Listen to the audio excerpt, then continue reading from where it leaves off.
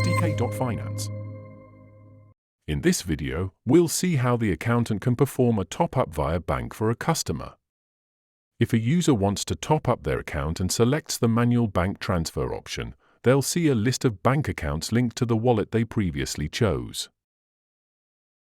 If no bank accounts are linked to that wallet, the system will display a list of pooled bank accounts available for top-up. The user will see the account number and make a transfer to that account. Once the transfer is made, the accountant will be able to credit the customer's account in the SDK.finance system using the SDK.finance API. To do this, we first need to sign in as the accountant. The second step is to use the API for performing a bank top-up. Here is the API we'll use. Please note, it doesn't require any approval or confirmation.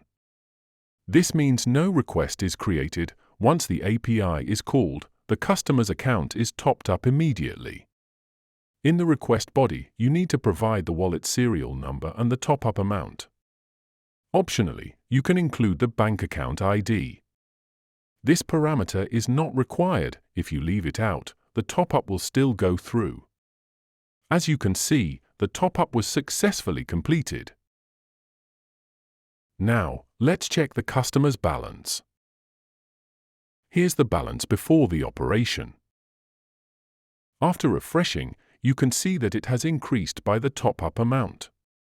The top-up via bank transaction is also recorded in the list of transactions, so the customer can view the details at any time.